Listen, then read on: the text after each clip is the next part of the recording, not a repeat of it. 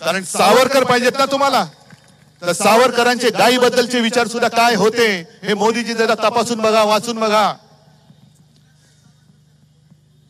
आम्ही मातेचं रक्षण करतो कारण छत्रपती शिवाजी महाराजांनी आम्हाला शिकवण दिलेली आहे की परस्त्री ही माते समान.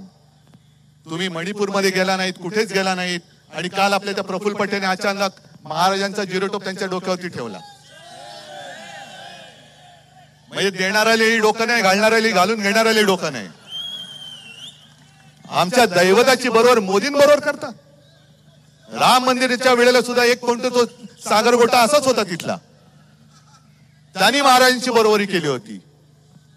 तुम्ही त्यांचं पूजन करायचं तर घरी करा, तुमच्या घरी कोणाचं पूजन करायचं तुमचा प्रश्न आहे प्रफुल्ल पटेलजी, पण आमच्या शिवछत्रपतींचा अपमान आम्ही सहन करणार नाही. आणि प्रफुल्ल पटेल या वेळेला महाराष्ट्र तुम्हाला आपटेल, नक्की आपटेल. बघा हिम्मत दाखवल्यानंतर पाऊस पण थांबला की नाही. हे संकटाला घाबरायचं नसतं कधी. संकट जे माझे आजोबा सांगायचे की अरे संकटाच्या छाताडावरती चालून जाण्याची हिंमत पाहिजे, त्या हिमतीने मैदानात उतरलेलो आहे. आणि एक तुमच्या हक्काची आपली बहीण वैशालीताई ही तुम्हाला मी उमेदवार म्हणून दिलेली आहे. खासदार करण्याची जबाबदारी तुमची आहे. आपण ज्याला मोठं केले ते गद्दार झाले, पण कल्याण डोंबिवलीची ओळख गद्दार म्हणून होऊ देणार नाही, होऊ शकत नाही. गद्दाराला गाडणारी पाहिजे. आणि म्हणूनच 20 तारखेला आपली निशाणी काय, कारण भाजपचा आणखीन एक डाव बघा कसा आहे. यांच्याकडे कोणी उमेदवार नाहीत. आता मी अनेकदा बोललोय की भाजपला राजकारणात पोर होत नाही तर माझा काय दोष आहे. तुम्हाला नाही होत पोर त्याच्यात राजकारणामध्ये, घेताय आमची तुम्ही चोरून. म्हणजे माझी आमच्या राजकारणातली पोरं सुद्धा तुम्ही चोरलीत आणि माझे वडील पण चोरताय. मग तुमचं कर्तृत्व काय, तुमचं कर्तृत्व काय. कमळाबाई, कमळाबाई काय कामाची आहे. मग जर यांचं काही कामाचे नसतील तर जो नाही कामाचा तो नाही रामाचा, तो नाही रामाचा.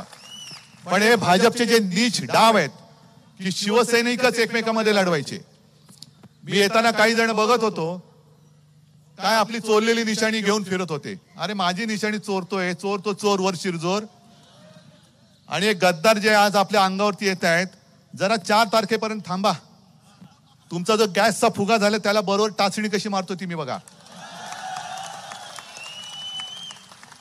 पण हे सगळं मी बोलतोय हे तुमच्या जोरावरती बोलतोय. तुम्ही साथ देणार आहात ना, विजय मिळून देणार आहात ना. पैशाचा महापूर येईल, आयुष्य विकणार आहात, भविष्य विकणार आहात, खोक्यामध्ये बंद होणार आहात. मग एकच वचन मला द्यायचं की हातामध्ये जी मशाल आहे त्या मशालेने हुकुमशाहीचं बूड जाळून भस्म झाल्याशिवाय आम्ही थांबणार नाही. या बघा मशाली पेटलेल्या आहेत. लावा सगळ्यांनी मोबाईलचे टॉर्च लावा, जरा सगळ्यांनी लावा. ठीक आहे, सगळ्यांना धन्यवाद देतो.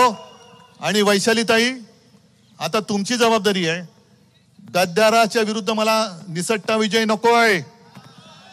असा गद्दाराला गाडा की पुन्हा कित्येक पिढ्या कल्याण डोंबिवलीमध्ये गद्दारीचा किडा वळवळता कामा नये. जय हिंद, जय महाराष्ट्र.